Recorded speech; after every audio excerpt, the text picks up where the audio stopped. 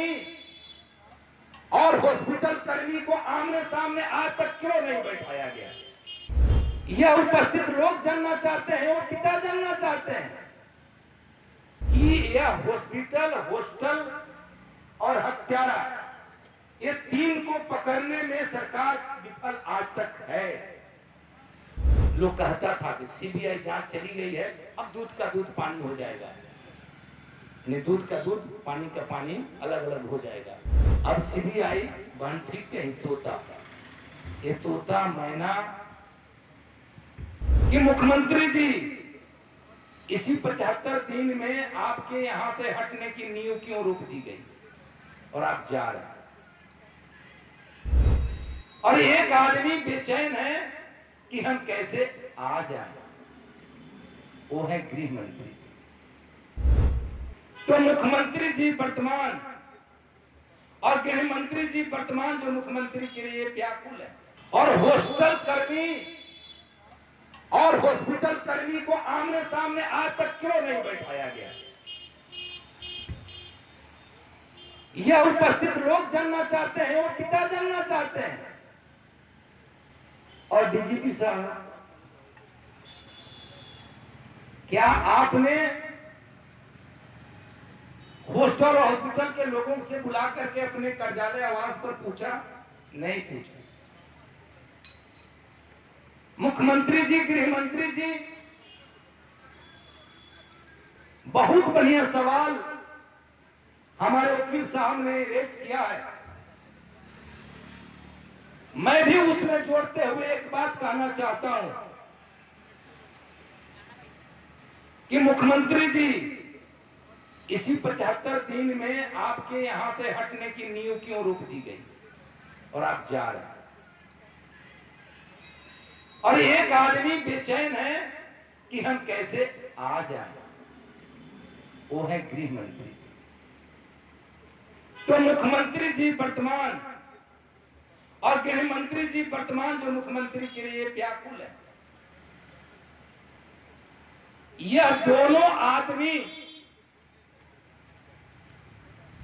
यदि किसी अधिकारी ने पूर्व के और आम लोग और मीडिया के लोगों ने कहा है कि आपके पुत्र पर भी इसकी साजिश की बू आ रही है, तो बहुत अच्छा कहा। एक नैतिकता, एक मूल्य, एक विचार, एक ईमानदारी, एक चरित्र का परिचय। क्योंकि राजनीति में वंशवाद कोई नई चीज नहीं है, और मुख्यमंत्री जी अपने खानदान वंश को लाना चाहते ही हैं या उनके लोग लाना चाहते हैं,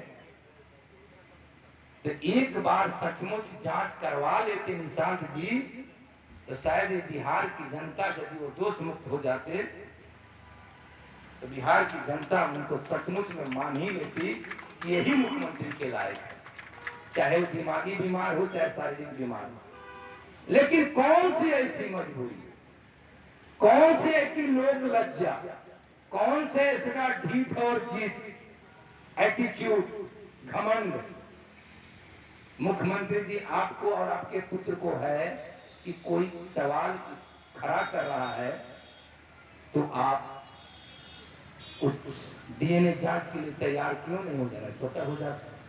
सही कहा, क्योंकि आप तो 7 दिन के लिए मुख्यमंत्री बने थे, नहीं साबित कर पाए बहुमत तो चले गए, दुर्घटनाएं हुई तो इस्तीफा दे दिए थे, बहुत सारे आपने रिकॉर्ड बनाया है नीति और सिद्धांतों का। तो इस बेटी के लिए क्यों आप मौन मुक्त हैं? क्या यह बेटी की न्याय आपके लिए ऐसा गले का कांटा बना हुआ है कि सब कुछ खत्म, तो सब कुछ खत्म वैसे भी होने जा रहा है, आप जा रहे हैं। और मैं और मेरा मानना है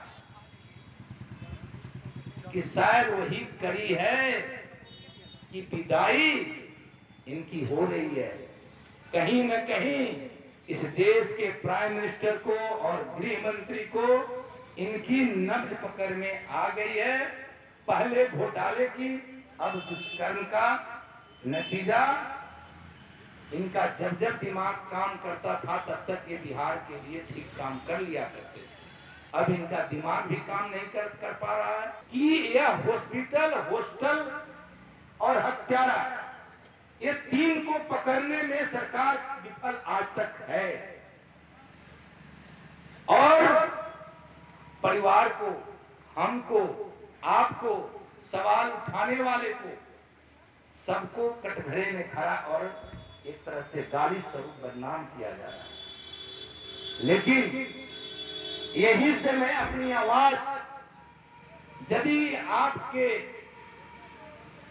जांचकर्मी के, पुलिसकर्मी के, सरकार को, सत्ता को यदि जा रही है और सुनाई दे रही है, तो एक मैं सवाल पूछते हुए इस सत्ता को कटघरा में करना चाहता हूं आपके मन से कि अभी तक 3 सीबीआई, तो सीबीआई होती है, पटना की टीम फेल, झारखंड की टीम फेल, अब दिल्ली की टीम, क्या लीपापोती करने के लिए?